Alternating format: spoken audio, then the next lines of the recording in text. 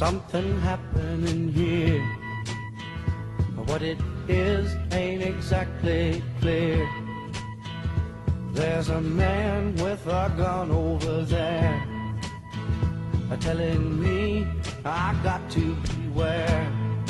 I think it's time we stop, children, what's that sound? Everybody look what's going down.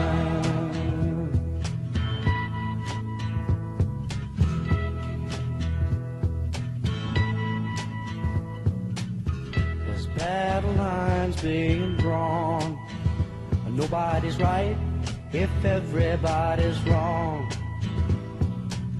Young people speaking their minds are getting so much resistance from behind. Time we stopped, hey, what's that sound? Everybody look what's going down.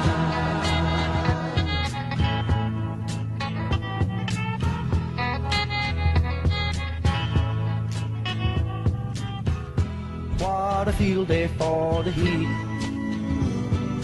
1,000 people in the street, singing songs and a carrying signs, mostly say hooray for our side. It's time we stop, hey, what's that sound? Everybody look what's going down.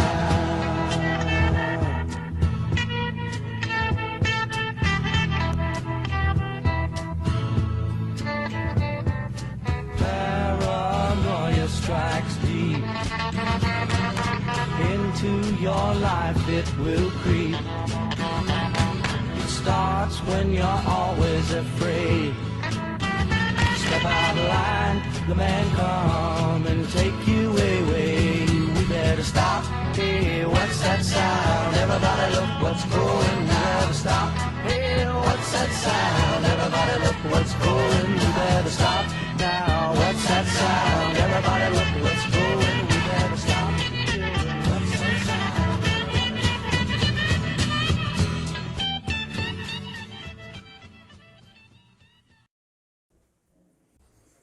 Good morning. My name's Jim Monnier. My pronouns are he, him, and his. And today's opening words are from an author unknown. When fascism comes to America, it will be wrapped in the flag and carrying the cross. This was attributed for a number of years to Sinclair Lewis, but it turns out that that was not a quote of his, and nobody's been able to really track down where it came from. But I still think it carries great resonance, and it'll be sort of the theme of what we're going to talk about today. The sermon will be a message will be in 3 parts. Nobody needs 12 straight minutes of me.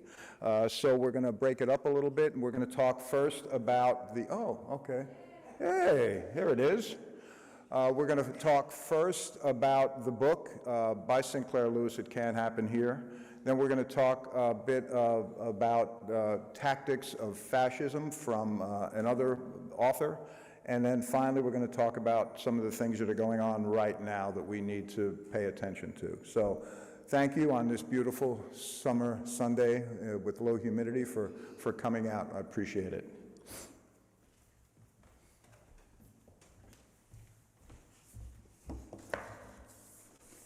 Good morning and welcome. I agree with Jim. Thank you for coming out on this beautiful day.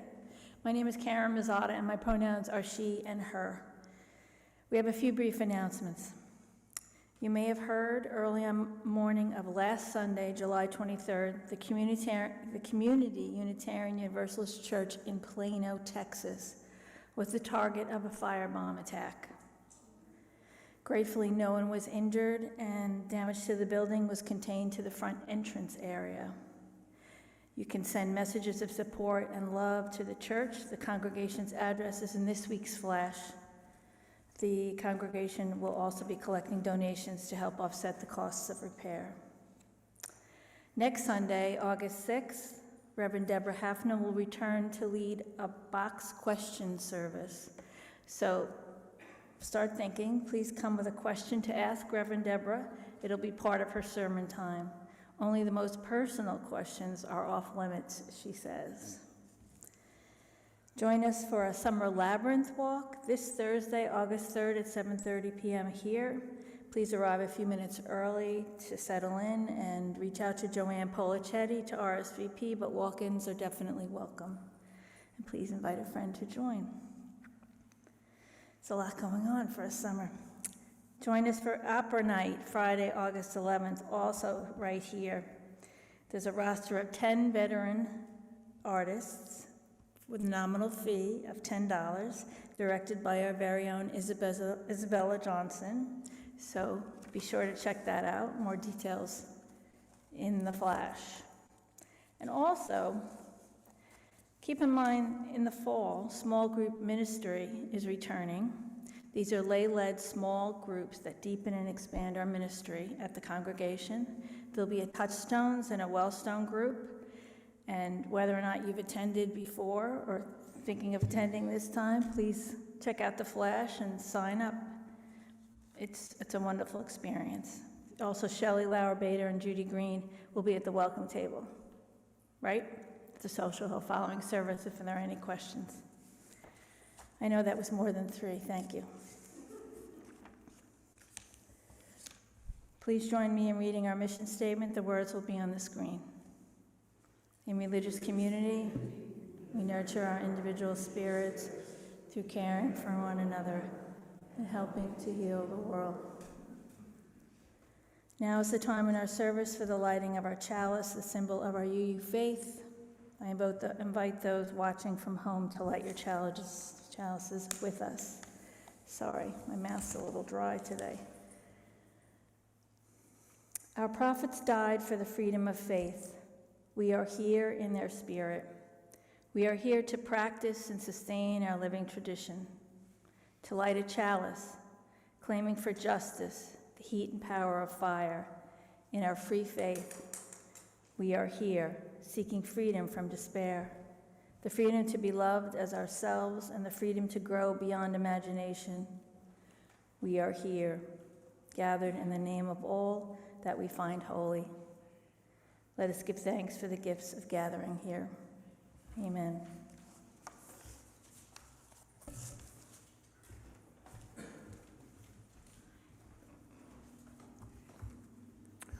Sinclair Lewis was a Nobel Prize-winning author, essayist, and playwright. His first novel, Main Street, was published in 1920 to critical acclaim and followed by Babbitt, Arrowsmith, Elmer Gentry, and Dodsworth.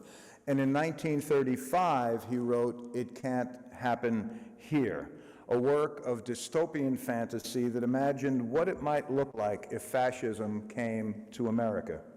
At that time, the obvious threat was Adolf Hitler, whose rise to power in Germany provoked fears that men like him or men like Huey Long of Louisiana or the radio priest Charles Coughlin might accomplish a similar feat in the United States.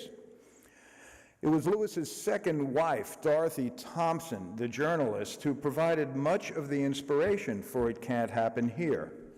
In 1931, she interviewed Hitler and scoffed at his startling insignificance, she said, when she met him face to face.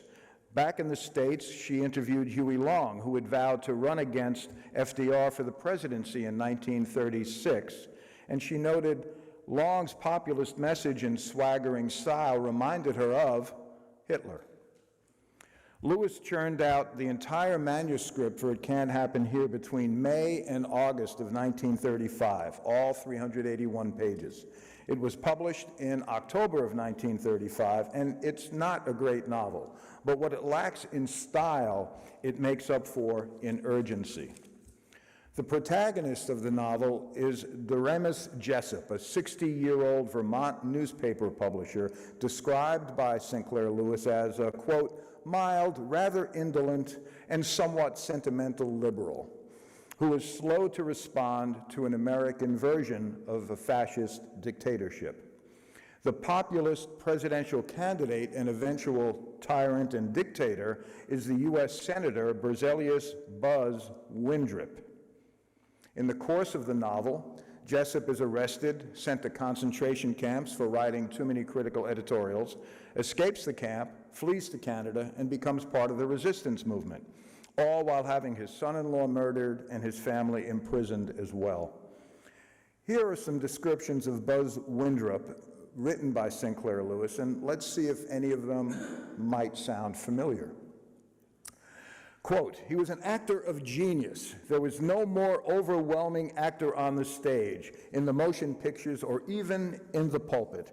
He would whirl arms, bang tables, glare from mad eyes, vomit biblical wrath from a gaping mouth, but he could also coo like a nursing mother, beseech like an aching lover, and in between tricks would coldly and almost contemptuously jab his crowds with figures and facts that were inescapable, even when, as often happened, they were entirely incorrect. The senator was a vulgar, almost illiterate, a public liar easily detected, and his ideas almost idiotic, while his celebrated piety was that of a traveling salesman for church furniture, and his yet more celebrated humor the sly cynicism of a country store.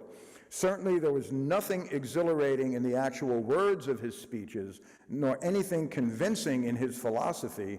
His political platforms were only wings of a windmill." Sinclair Lewis goes on to describe him, but below this surface of stagecraft was his uncommon natural ability to authentically be excited by and with his audience, and they by and with him. He could make you see him veritably defending the Capitol against barbarian hordes, the while he innocently presented as his own warm-hearted democratic inventions every anti-libertarian, anti-Semitic madness of Europe. Aside from his dramatic glory, Buzz Windrop was a professional common man. Once he took office, he moved quickly. As he stated, the executive has got to have a freer hand and be able to move quick in an emergency and not be tied down by a lot of dumb shyster congressmen taking months to shoot off their mouths in debates. Upon moving into the White House, Windrop immediately declares Congress an advisory board, stripped of all real power. When members of Congress resist, he locks them up without the slightest semblance of due process, the beginning of the end for American democracy. And here's the actual legal language that they used in shutting down Congress. Congress shall immediately, upon our inauguration, initiate amendments to the Constitution providing, A, that the President shall have the authority to institute and execute all necessary measures for the conduct of the government during this critical epoch. The Congress shall serve only in an advisory capacity, calling to the attention of the President and his aides and Cabinet any needed legislation, but not acting upon same until authorized by the President. C, that the Supreme Court shall immediately have removed from its jurisdiction the power to negate, by ruling them to be unconstitutional, or by any judicial action, any or all acts of the President, his duly appointed aides, or Congress.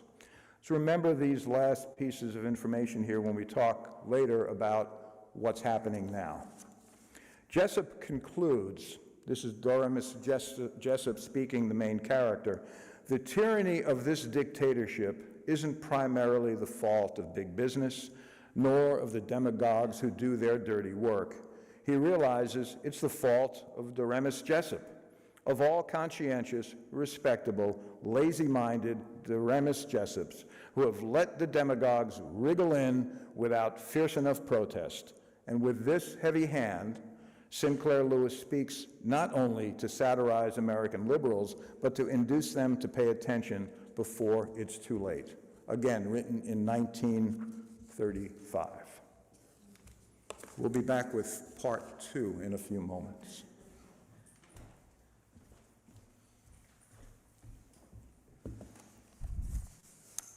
At this time, I invite you to light a candle for a joy or concern in your life. If you'd like yours read aloud, please write it on a card and you can give it to me when you come up. After the candles are lit, we will hear a prayer followed by a moment of silence, after which we'll sing Spirit of Life.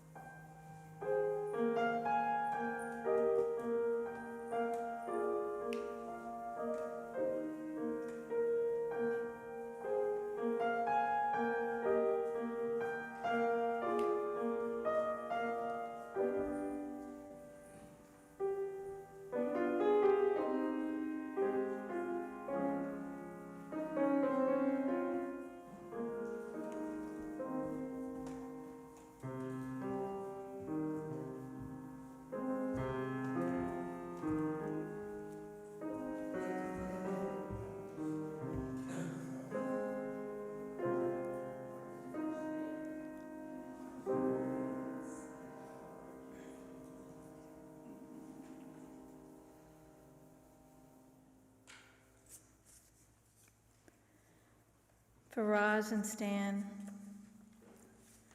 and the Klatskys would like to express their immense gratitude for everyone who's reached out, brought food, or offered a comforting word after the passing of Anne's mother, Jane. We are so grateful to be part of this community.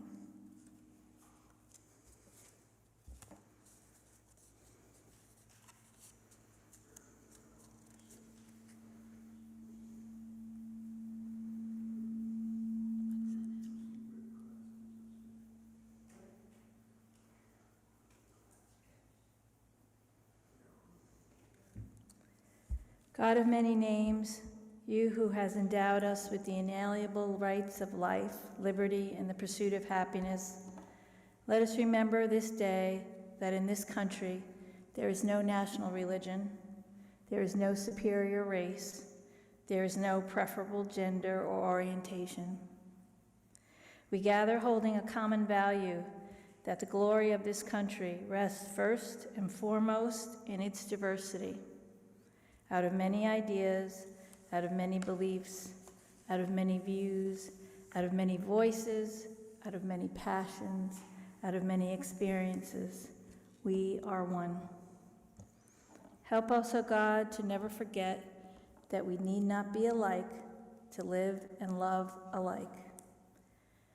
We ask for forgiveness this day for our national and individual transgressions when we have chosen inaction or silence in the face of injustice and abuse of power and our failure to claim our own. We ask for forgiveness for when we have not known our own neighbor, fed our hungry, or equipped our future generation with knowledge and love. We ask for a blessing on this nation, according to our own faith and forms, and pledge our voice in support of moving closer and closer to freedom. These and the prayers of our hearts we pray now in silence, in the names of those who have come before and those who are yet to be, in the names of all of the helpers of humankind. Amen.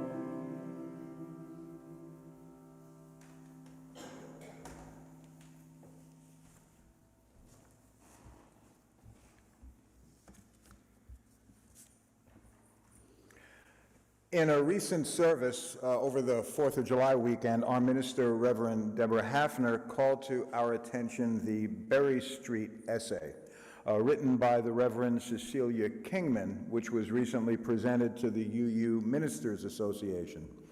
Much of that essay was directed, because it was to ministers, to the work that must be done within our denomination to undo decades of white supremacy and hierarchy.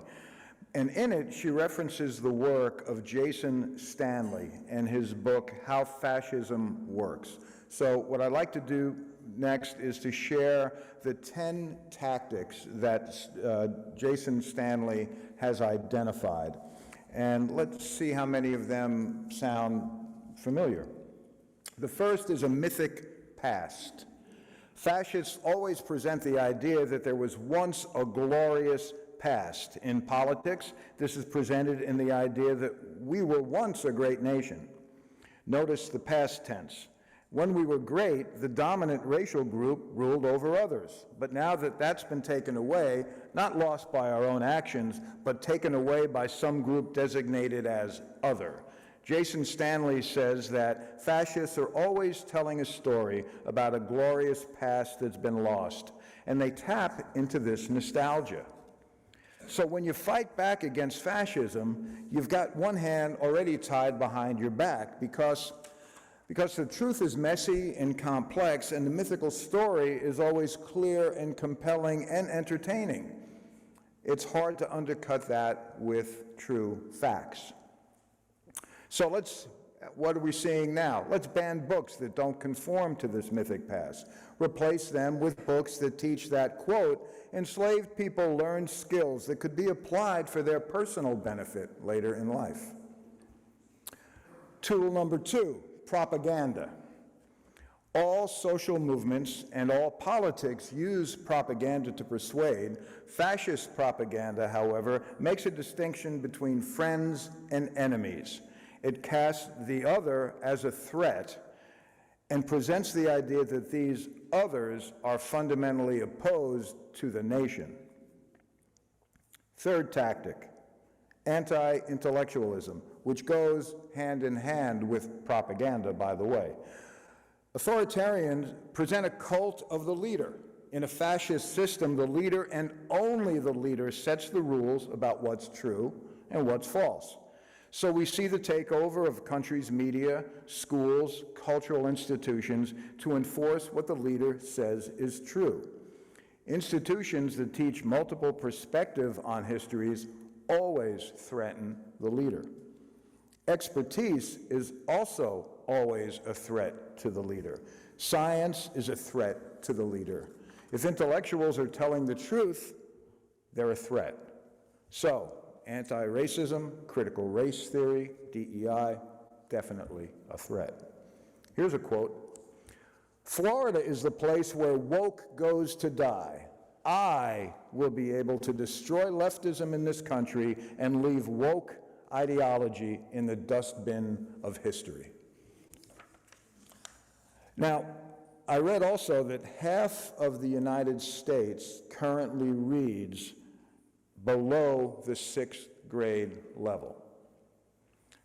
So that goes hand in hand with propaganda, because propaganda doesn't invite critical analysis, critical thinking, and I know the teachers and the librarians among us will clarify the exact time, but I don't think we teach a lot of critical analysis in the 6th grade. That usually starts later on in middle school. So if half the country is reading at that 6th grade level, it means half the country is lacking that ability to be more discerning and evaluate facts versus lies. 4, the creation of a form of unreality. Authoritarians undermine what we know to be true and convince the population that A, everybody else is lying, and B, the lies don't matter anyway. In political terms, the center of democracy is truth. You cannot function as a democratic citizen if you're being lied to.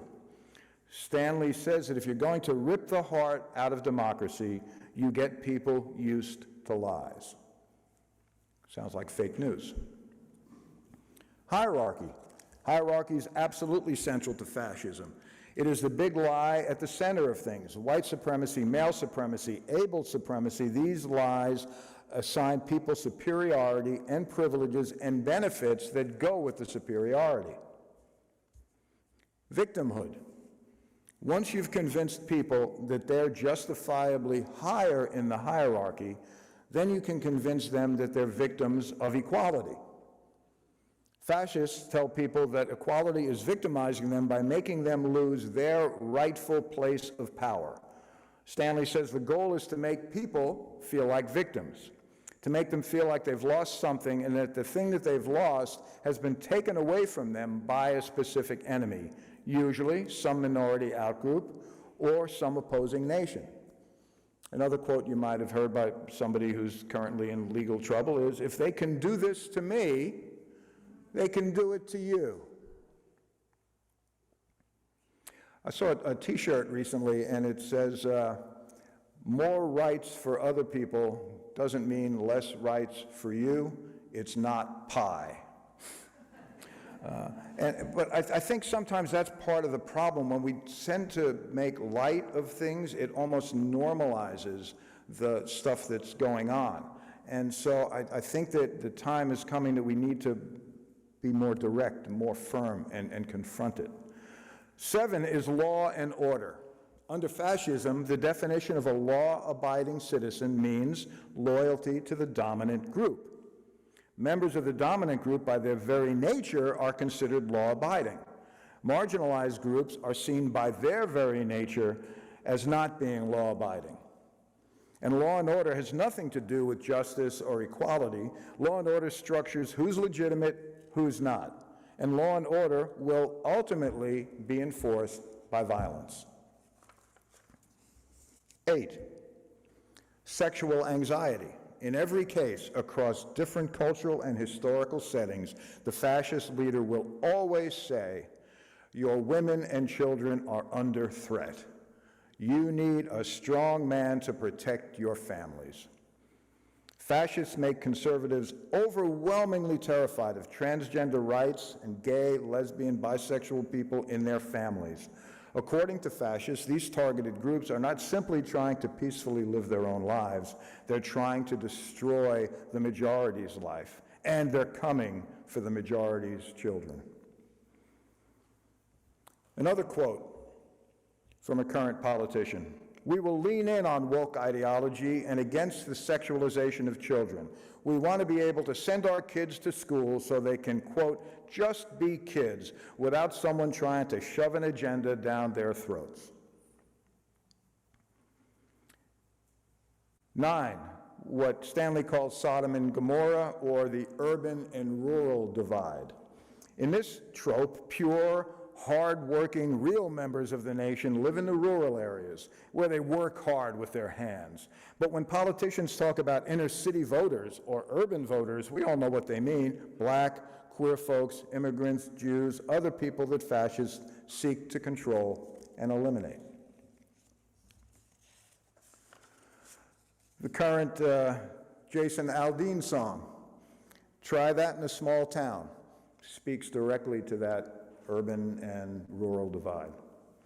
The last one is Arbeit macht frei, and that is from the sign on top of the entrance to Auschwitz. Stanley is the descendant of Holocaust victims, so this had particular resonance for him. So that phrase means work shall make you free. Fascists create an idea that minorities, immigrants, and others are lazy, that these groups need to be taught work ethic. According to fascists, labor unions are supposedly run by communists who are trying to make things easier for those lazy people.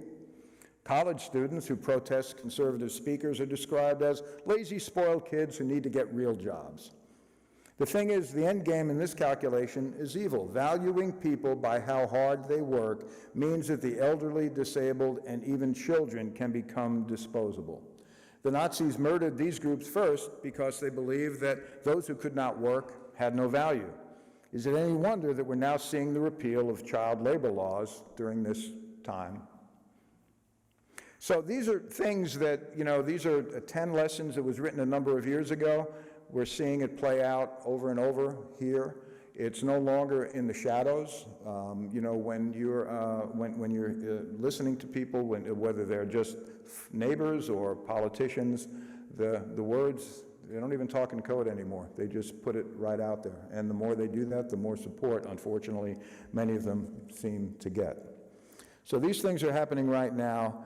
And in part 3, I want to share with you, to maybe make it even more frightening, a specific plan that's currently underway by conservative think tanks and a nonprofit Heritage Foundation and others of that ilk that will completely remake our federal government if it in fact is executed.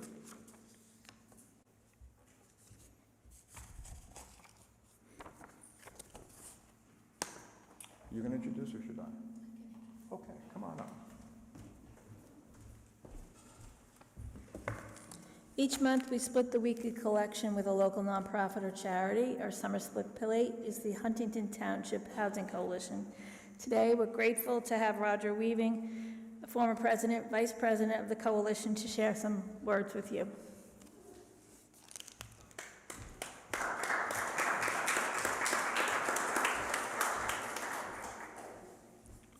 Thank you, Karen.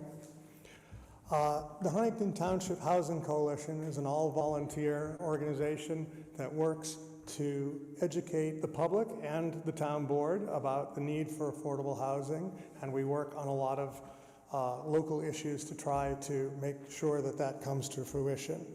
Among the current issues that are very, prominent in the town are accessory dwelling units, or ADUs, the Matinacock Court, which is finally going to break ground this year, and the Melville Town Center, which is the one that's coming up soon, where they're talking about doing what they call infill projects to allow to build a town center in around the glass cubes down in Melville to make it more of a town village-y kind of place with more housing.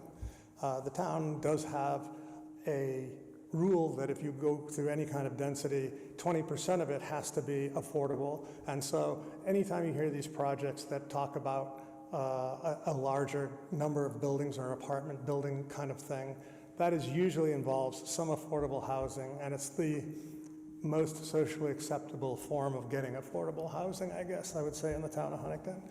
You'll hear more about this when our current president, Hunter Gross, comes to speak here on August 20th.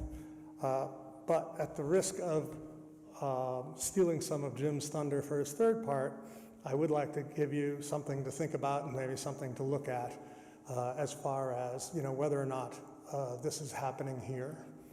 And we recently went to town hall at a hearing for the accessory dwelling units. The accessory dwelling unit issue allows you cannot have more than 10 apartments either in a house or above a garage in a half mile area.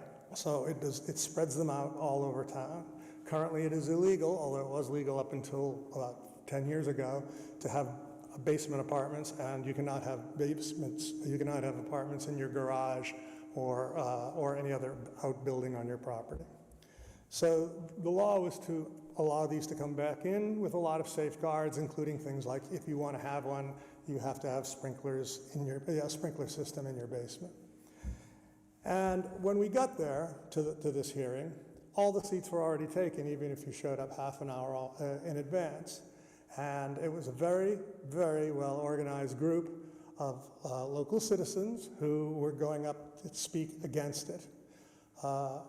This is all recorded. It's on the town hall board meeting. We have a condensed version of it that if you want us to share, we'd be happy to send to you. And what we were treated to was a long litany of people getting up to speak, saying things like having apartments in people's homes would allow lots of pedophiles into our area, and it would change the complexion of Huntington. And I don't think it requires, you know, a degree in sociology to figure out what they were talking about when they were talking about changing the complexion of the town of Huntington. So if you sit there and wonder whether or not, you know, fascism might be here or might be nearby, this was a very well-organized group of people. And frankly, we were out-organized. We had as many people there, but most of them were stuck outside because they couldn't get into the building to speak. As a result, the ADU thing has been shelved for now. I imagine we'll be able to bring it up again at some point, but it probably won't be any time in the near future. What we would always ask you folks to do is pay attention when these issues come up. We're happy to keep you informed. All it takes is a quick email to town hall saying, I support this, or I'm against that. They do count. They're politicians. They sit there and one of the things that is recorded at every town board meeting is everybody who sent in an email or called between the last meeting and the next one. And they count. And the fact that most of what they heard that night was the first group of people that were very much against the apartments and made a big deal about it. So thank you again for including us as part of your split plate program. It helps us organize and publicize events. Like in the fall, we will be holding our usual, we have 4 new town board members, people running for town board, and we will be holding a session to allow those people to speak on affordable housing, where we only talk about housing. We have a Meet the Candidates night that's all about housing. So thank you again.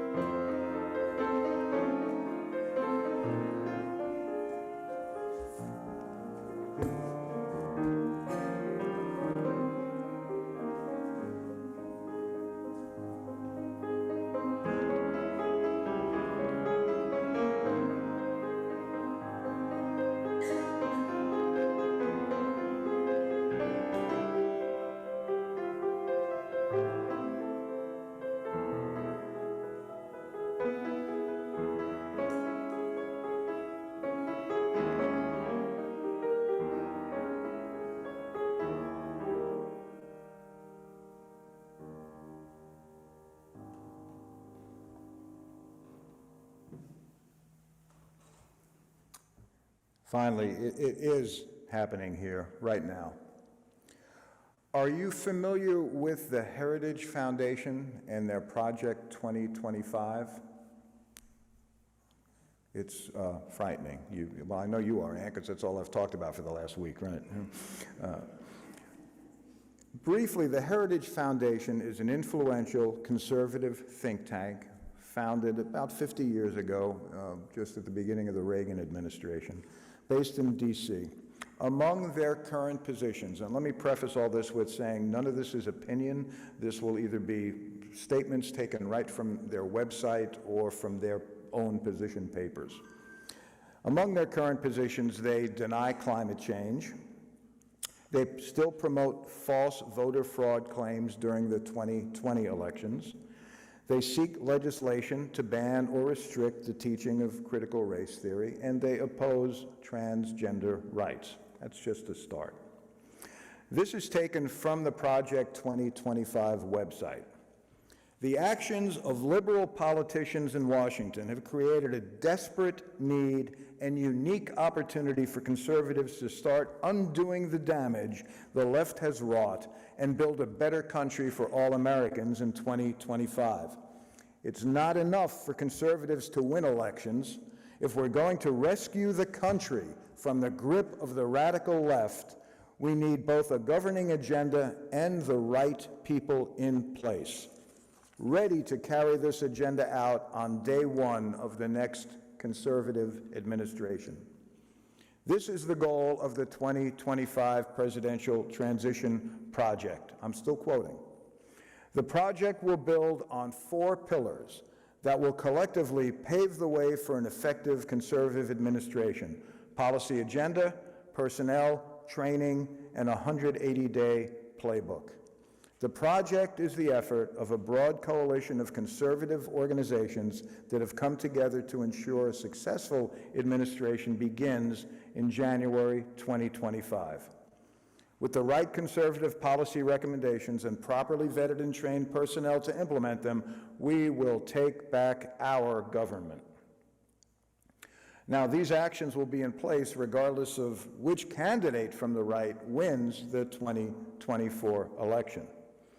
And the most powerful tool to do this is a sweeping expansion of presidential power over the machinery of the federal government if a conservative is elected to the White House. The ultimate goal is to alter the balance of power by increasing the president's authority over every part of the federal government that now operates by either law or tradition with any measure of independence, and political interference from the White House, according to a review of his campaign policy proposals and interviews with people close to him. Independent government agencies like the Federal Communications Commission, which makes and enforces rules for television and internet companies, the Federal Trade Commission, which enforces various antitrust and other consumer protection rules against businesses, they want it under direct presidential control. Now, FDR tried this during the New Deal, and that was squashed by the Supreme Court and by Congress. But more liberal folks weren't as upset then because they saw it as consistent with their agenda. Now, the conservatives are taking the same plan. The president's plan, and this is a quote from John McEntee, who's one of the leaders of this Project 2025 and a former White House personnel chief. The president's plan should be to fundamentally reorient the federal government in a way that hasn't been done since FDR's New Deal. Our current executive branch was conceived of and by liberals for the purpose of promulgating liberal policies. There's no way to make the existing structure function in a conservative manner. It's not enough to get the personnel right. What's necessary is a complete system overhaul. And here for me is the most chilling quote. Russell Vought, who ran the Office of Management and Budget in the previous Republican administration, and now runs the policy organization, the Center for Renewing America, said, and I quote, "What we're trying to do is identify the pockets of independence and seize them." And seize them. Now, you might say that most of this is illegal, it's against the Constitution, it breaks the checks and balances, but remember who the three new justices are in the Supreme Court. So the deck is stacked. I was going to talk a bit as well about the Conservative Political Action Committee, CPAC, which took place in Budapest, but in some time I'm going to pass on that. So, what we're up against is a well-funded, organized coalition of conservative groups working hard, no longer behind the scenes, no longer in back rooms, to dismantle whatever progress we may have made in the last 50 years. We could do an entire service on the Christian right and the danger of fundamentalist Christian nationalists, but I'm going to leave that for clergy to explore rather than me. But the work on the right does not stop at the federal government. It's happening now in town boards. It's happening in school boards, library boards, state and county election boards and secretaries of state. That's where the levers are right now in a close election. And the other parties are doing a great job of getting their people in. We just can't ignore it any longer. We have to call it out, and we have to do something about it. What that is, honestly, I don't know. I'm going to leave that to others to address the actions, but the vote is certainly a good start. We must do more. And organized forces, as Roger had said, they're working hard. They're very organized to make that happen. This is not paranoia. It's not conspiracy theory. Everything I've said to you is in their own words. So I'm going to leave you with the words of Doremus Jessup, back to It Can't Happen Here.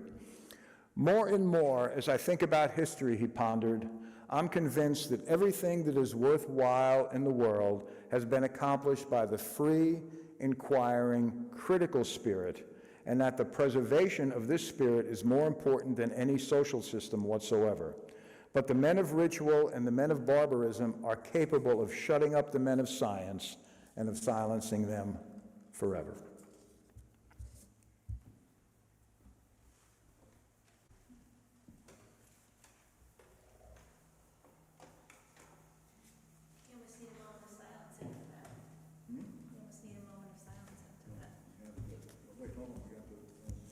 Oh, okay.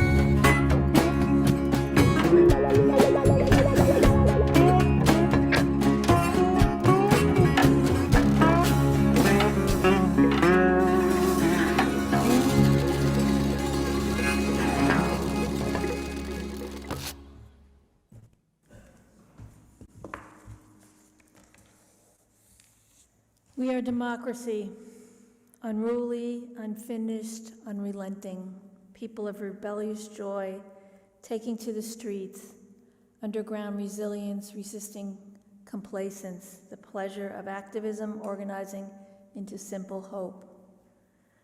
We are democracy, people of principles, taking on principalities, witnessing the worth of those called unworthy, justice just now gaining ground, integrity of interdependence, existence extending, living democracy in heads, hands, and hearts. We know that democracy can die, ossify, brittle byproducts of bygone idealists, plotting politicians, pirating votes, corporations cannibalizing our care for the world. Look, it can wither, distend, come to an end. Democracy, today we will love you alive, make you ours, make you thrive, and vote as though our hope is on the line.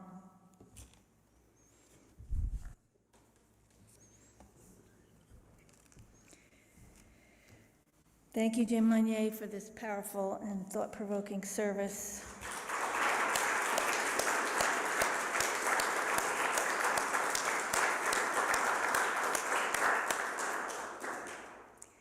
We invite everyone to join us in the social hall for more conversation, and for all those at home, have a wonderful day.